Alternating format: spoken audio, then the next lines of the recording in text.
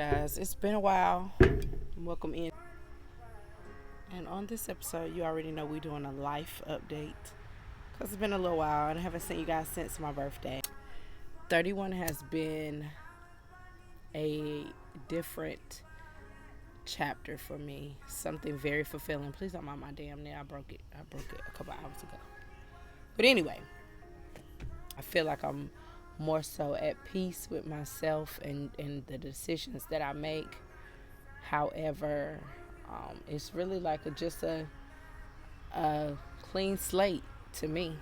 I feel like it's kind of like me doing my 30s. I felt like for 30, I walked into 30 wanting to have purpose, and I remember asking God, like 30, I wanna know what my purpose is, what my life's purpose is. I wanna really get the best out of my life. Like I want it to be meaningful. I want to do what you want me to do. Like literally be that vessel. I really do feel like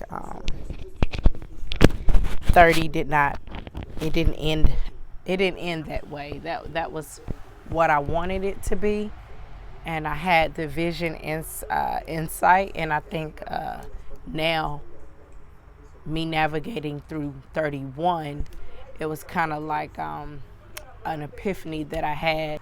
Sometimes the divine will give you the download, but that doesn't mean act on it. And I feel like that's kind of how I've been with a lot of my activities that I embarked on. But it was also the divine saying, no, I wanted you to take this time right now to heal your inner child, nurture yourself. You're always nurturing other people. Nurture yourself. Like this is that time.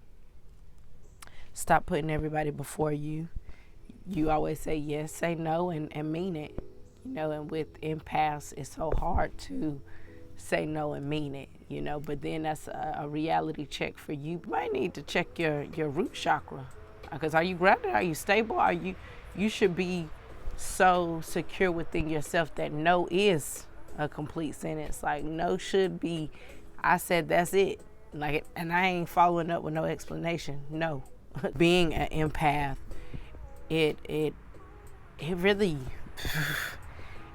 I'm not gonna say triggers you, but it really makes you exercise your worth.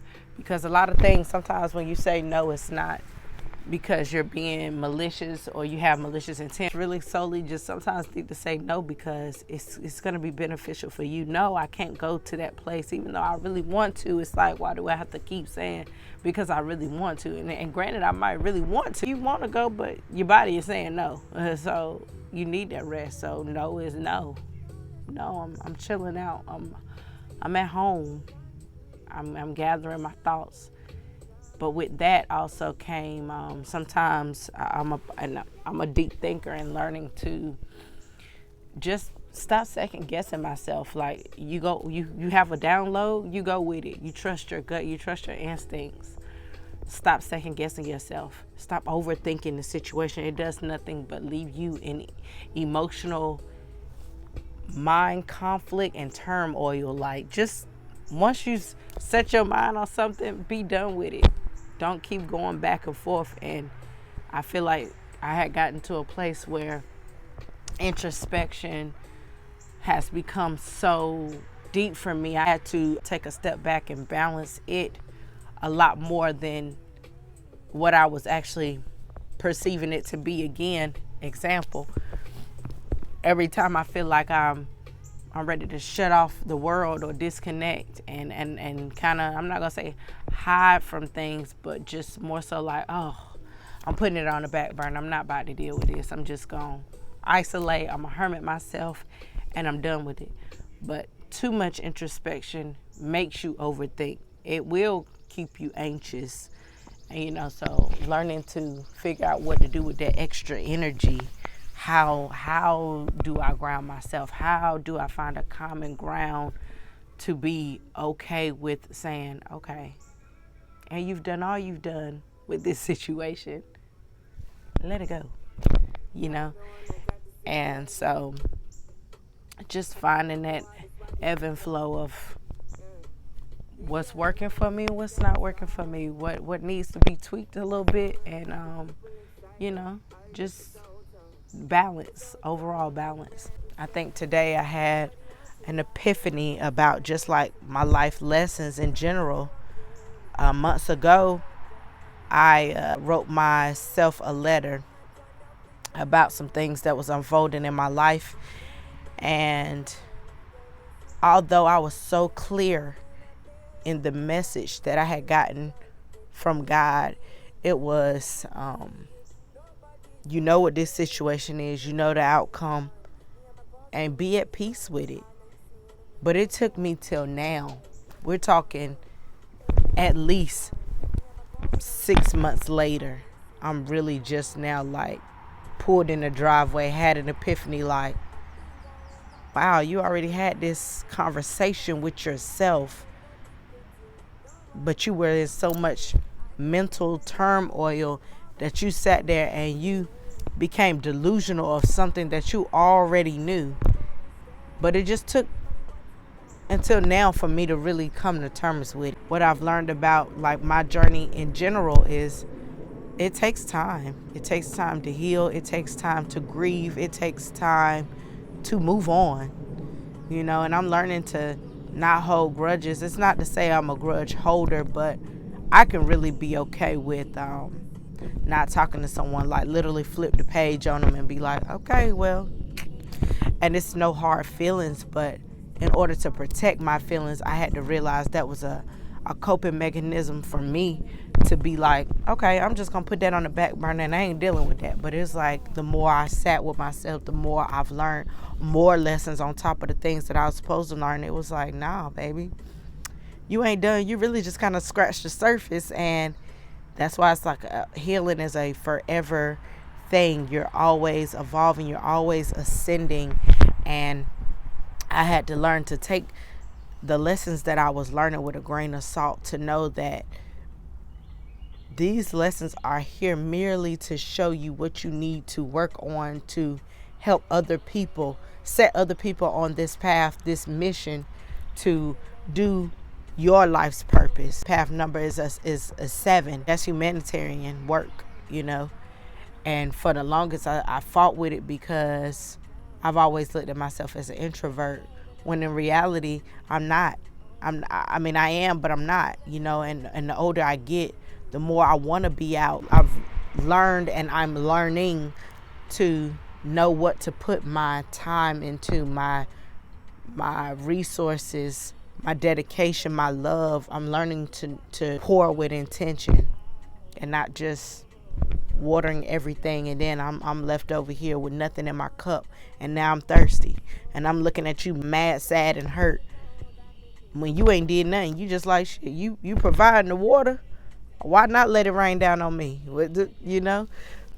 I'm just learning, like, don't be mad, because people are taking what you're giving. You just need to be more intentional about what you're giving. Was literally thinking to myself, being beautiful is a catch-22. And other women who know this know the struggle. And even just, not even with just beauty in itself, but like doing this kind of work. Again, I've been referencing myself, like literally since year 31, referencing myself as a light worker, because it took me some time to actually read on it and actually feel the emotions and feel why I'm here and wonder. And I had to wrap my mind around, why do I meet certain people? Why do people feel the need to walk up to me and tell me their life, and why do I feel the need to give them advice about things that I've been through when I could have just shut the fuck up, but it was like, no, because this is your life purpose.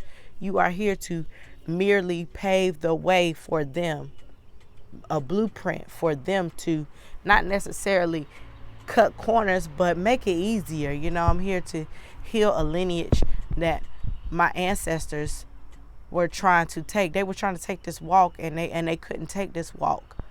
But they gave me enough strength to say, she's going to be the chosen one out of the family, because she is the one that can take this walk. And many times that I sit with myself in silence and I'm asking myself, day in and day out. Like, Lord, why me?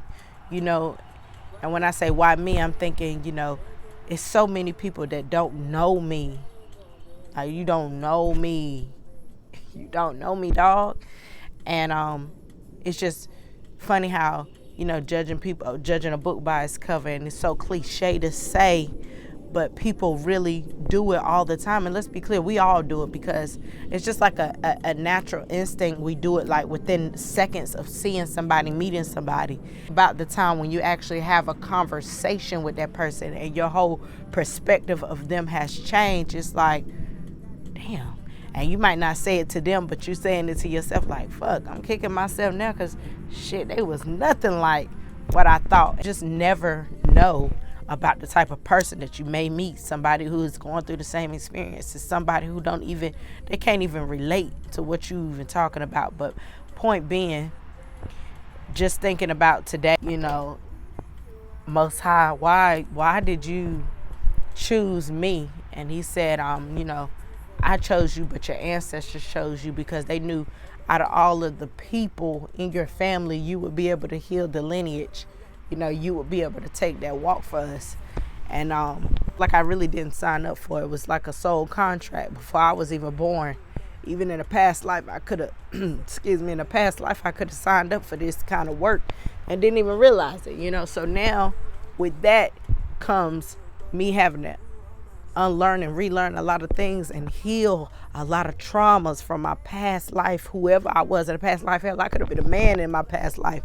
My sister could have been my biggest hater in my past life. I don't know. I'm just saying, my ex could have been my ex-husband in my past life. It's just healing a lot of trauma.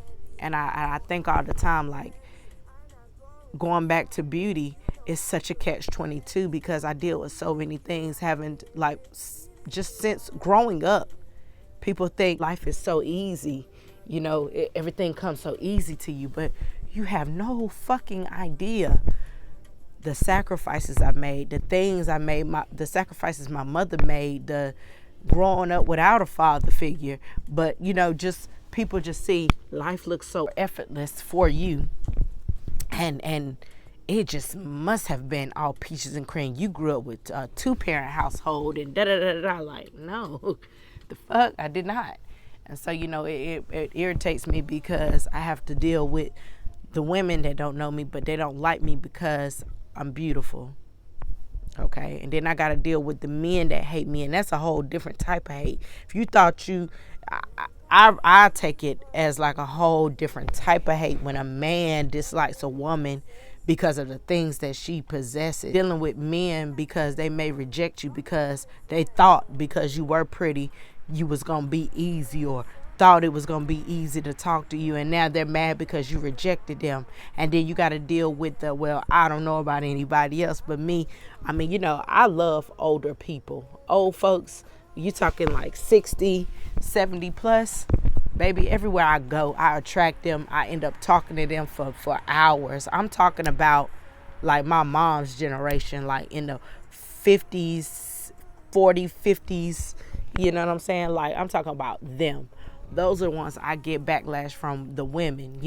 Some of them like me because I'm feisty, and that I might have reminded them of their selves when they were younger. But it also is like, ooh, you one of them people that you talk back. I do. I speak up for myself. I do. Why should I not?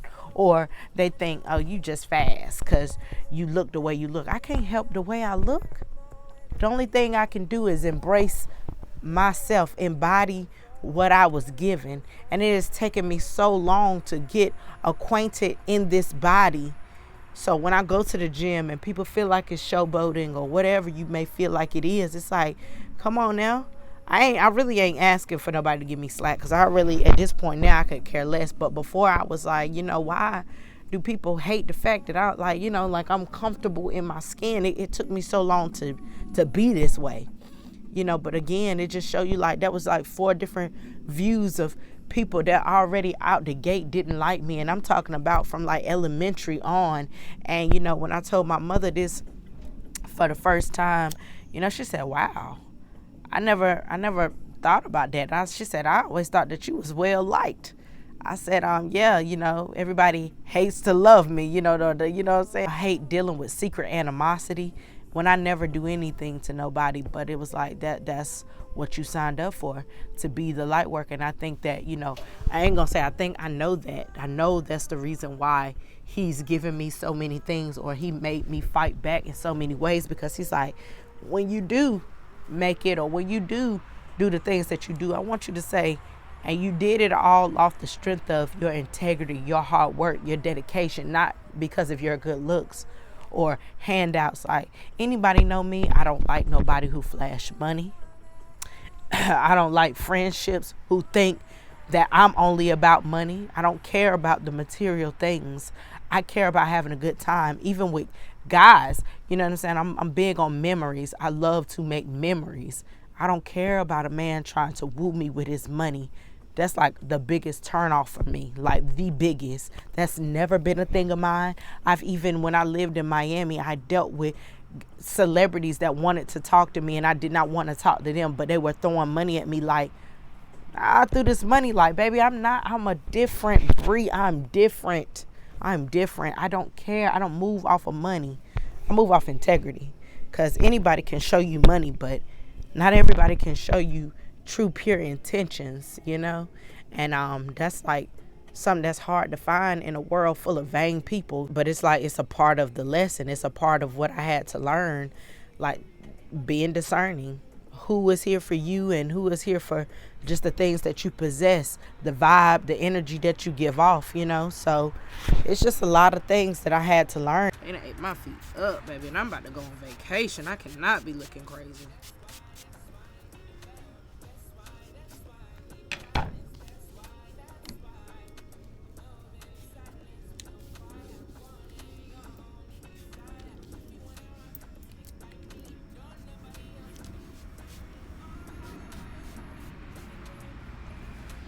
Y'all ain't have to eat my ankles up like this though. That's insane. Like, to really eat the ankles up. That's crazy. That's nasty word. Y'all really had to eat my ankles up like that though? I just say, stop judging people by their looks and stuff. You never know what somebody's like. Let them open their mouth. Let them get a chance to show you what it's like, you know, or, you know. I just think it's so funny to me how people just be thinking like, oh my God, because you have this, you have that just came so easy to you. Like, I've grinded my ass off, dog. Like, grinded my ass off. My home, my car, like, I make my life look the way I want it to because of dedication, because of hard work, not because of a handout. You know what I'm saying? So I just be wanting people to understand, like, stop thinking y'all know people, because y'all really don't. You know what I'm saying? Stop counting people's pockets. It's like my favorite thing to say, because I hate when people fucking do that. Side of everything else, I'm learning to take a lot of things in, meditate more, like become just one with myself. Learn that moving my body is so essential for the soul. Like, move around.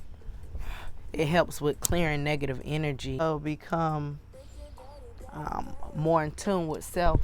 So that's like allowing me to just really be one with source and collect messages. I mean, my biggest takeaway right now at this very moment is slowing down so I can see what the fuck going on. You know, because sometimes you really can't see what's going on in the midst of too much shit going on. You know what I'm saying?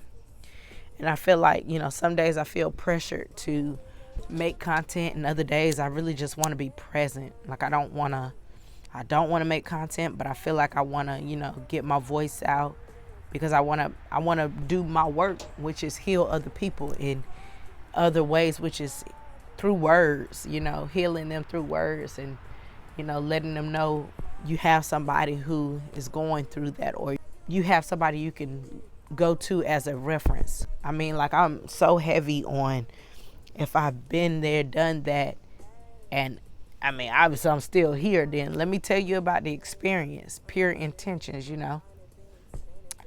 You know, I think also, it's just so easy these days to just kind of like get caught up in your day-to-day. Like, on the go. I can't sometimes just sit still and go, Alex, just be grateful for where we at right now, the moment we in right now. I'm just so like, sometimes I might go, wow, it would be nice to do this and do that, and then other days I'm just like, nah, loving my life. I'm doing what I need to do to get things done. And you know, but just again, the ebb and flow of going through the emotions of the day to day. And I feel like I'm in a good balance, good headspace.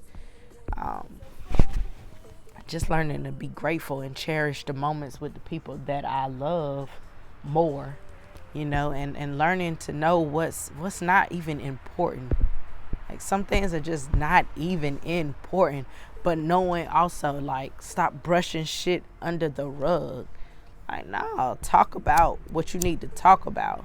Vulnerability has like turned into my greatest strength. And although, you know, it's more that I could speak on, but it's a lot of things that I will keep close to my chest. I will not lie. But that's just for my benefit right now until I'm ready to really put other things out there. But again, just learning, like, being vulnerable does not make you weak. It's actually the greatest strength you can actually endure. And a lot of people don't know that. But it's also because a lot of people have been in spaces where they cannot be vulnerable when they should have been able to be, you know, relationships. And I'm talking about platonic or, you know, sexual, whatever. But it's a lot of things that people just weren't able to do, you know. So it's just perspective on a lot of things. Like, I'm just learning to have a change of perspective, a different POV on different things these days, and not having to feel like I'm being crucified for how I think or how I process my feelings, you know. And I just got to give people space as well to let them do their thing, you know, because again, everything ain't about you. Everything you see, you read, you hear, it's not about you.